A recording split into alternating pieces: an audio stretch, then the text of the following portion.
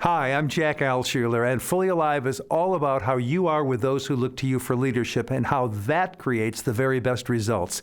Indeed, our programs are all about showing you how to make that happen. Here are a few clips from our presentations so you can see for yourself. This program is called Fully Alive Leadership, and I will tell you that the Fully Alive part, that's where it's at for me. I have always wanted to live every moment of life.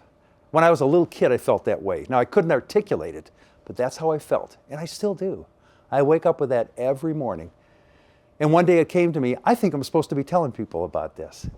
And I hang out with leaders. So we're going to talk about how important it is that we be fully present. And I will do my best to make the case that that's where your greatest leadership lies. The metaphor I like is this, that in the game of life, each of us at times is in the stands watching the game. You know that life as a spectator sport thing? Not a good idea. And I will make the case that your greatest leadership lies on that field of play for the entire game. Well, actually, you'll decide if I make that case. So let's set the bar for the day. What if we could figure out how you could get more of what you want and less of what you don't want? Put your hand in the air if you want more of what you want and less of what you don't want. You're not raising your hand. I'm a lawyer. I've got two hands. I'm always worried about the guys who don't raise their hands as a result of hearing that question. All right. This is about getting you more of what you want and less of what you don't want. Want to know what great leaders look like and what they do? Watch this. Here's the first thing that I hear about great leaders over and over. I hear about them being fully present right here, right now. So let me test this out with you, Christina. I assume this person had other things on his mind besides you and what you were doing. Yes. True or false, when this person was with you and you're having this conversation, he was right there with you and no place else? Right. I knew you were going to say right. Here's why. 100% of the great leader stories I've heard from people just like Christina have that in common.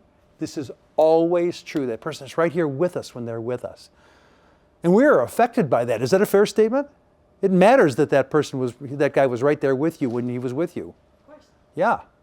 When we started, I said I would do my best to make the case that your greatest leadership is when you show up right here, right now with people. Or back to the original metaphor, on that field of play for the entire game. There are so many things trying to distract us, and it's critical that we focus on what's most important. That's where everything starts. I want to focus in on something else now, and that is what's most important. And to do that, we're going to visit with Sherlock Holmes. So Holmes and Watson, they've just cracked a really tough case, and they're tired. They need some R&R, and they decide to go camping. And they do. And they go hiking and fishing for the day. At night, they cook a meal. They crack open a nice bottle of wine. After a while, they retire for the night. A few hours later, Holmes speaks. Says, Watson, are you awake? Watson groans. I am now. And Holmes says, Watson, look up. Tell me what you see. Well, Watson cracks an eye. He looks up. I see stars, Holmes. And Holmes says, yes, but what does that tell you? And Watson, he looks up again. Well, from the position of the stars, I'd say it's about 3 o'clock in the morning. I can see the North Star. Tells me we're in the northern hemisphere. There are no clouds, so I suppose it's going to be a clear morning. Holmes says, yes, all that's true. But what does that tell you, Watson? Watson says, I don't know, Holmes. What does it tell you? Holmes says, Watson, it appears someone has stolen our tent.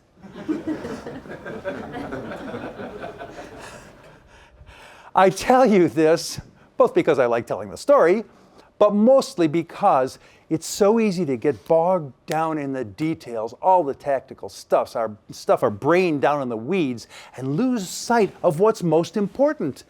So that's where we're going to start, the big picture, because really everything starts from there. If you're to stay focused on what's most important, you'll need to bring out the best from those who look to you for leadership, their A game. Here's Fully Alive Leadership Principle number 1 to help you do just that. People don't like to be managed. The common term is micromanaged, right? Who's been micromanaged? Look at this. All right, did you like being micromanaged? No? How fast did you get out of there? Yeah. That's always the answer. Thank you.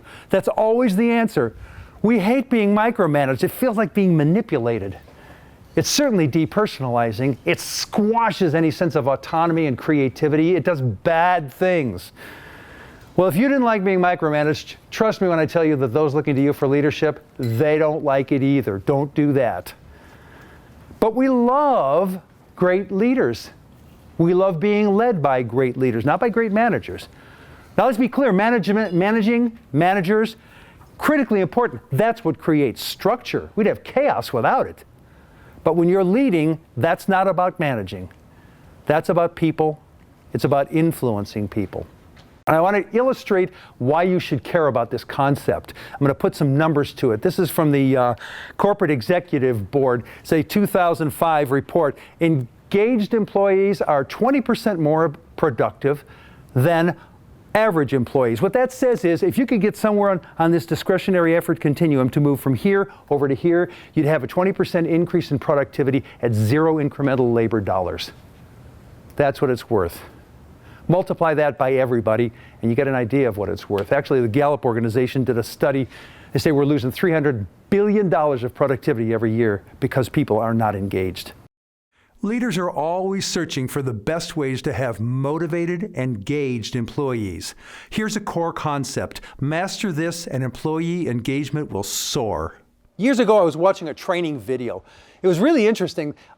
They were detailing this distribution outfit in Southern California. These guys distributed medical supplies to the area medical centers, and the UCLA Medical Center was their biggest customer. They were responsible for everything, including maintaining inventory on the shelves at the UCLA Medical Center.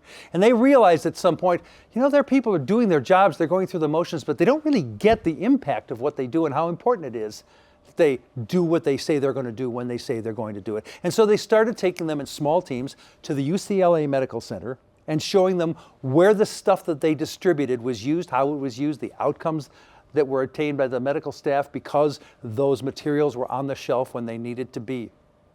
Well, in this training video, we're in a warehouse, and the guy who is narrating this thing is walking along with a cameraman by him. He's got a microphone in front of him, and they walk up to some fellow sitting on a forklift truck. He's moving boxes with pallets with his forklift truck. Walk up to the guy and ask this question: "What are you doing here?" And put the microphone in front of the guy, just like I just put this clicker in front of Aaron.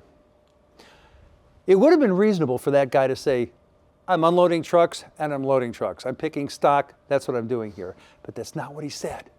Here's what he said. He said, "I'm saving babies' lives."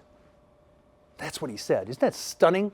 He had been taken to the preemie ward at the UCLA Medical Center, and he saw where the stuff that he loaded onto trucks got used and how it got used, and those babies were being saved because those materials were there just right. He was no longer loading trucks and unloading trucks and picking stock. He was saving babies' lives. How engaged do you think that guy is? He's over there on that discretionary effort continuum. Speaking of engagement, the Chicago Urban Academy consistently gets the most amazing results from its students. They're completely engaged. They're terrifically successful, and they provide an excellent model for all of us. Just a small piece from a report on this school tells the tale. The most poignant moment of this entire report was after this reporter was done talking to the principal. She talked to a kid there, a sophomore at this school, and asked him this question. "Listen, you were just getting by before you came to this school. Now you're getting all A's. Why are you doing so well?" Great question, huh? Here's what he said: "Because here the teachers care about me." Isn't that amazing? This kid didn't talk about insistence upon excellence or tools to succeed or an extended school day and school year. He didn't talk about that. Here the teachers care about me. Back to Towers Perrin, the number one driver of employee engagement is the belief that senior leadership is sincerely interested in employee well-being. You care about me. That's the big driver for this kid. It's a big driver for every one of us in this room and all who look to us for leadership. It's so important that you see that this is a take action moment like none you've ever seen. This is it.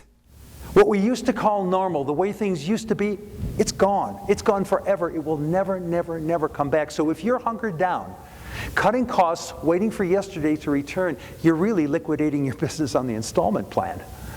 I don't recommend that.